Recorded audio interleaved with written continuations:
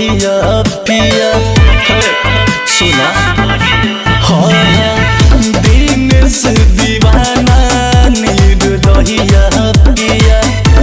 धई के कमार या कलहिया पिया बेदी बेदी धके हमारा उठवा के मिसे हो बेदी बेदी धके हमारा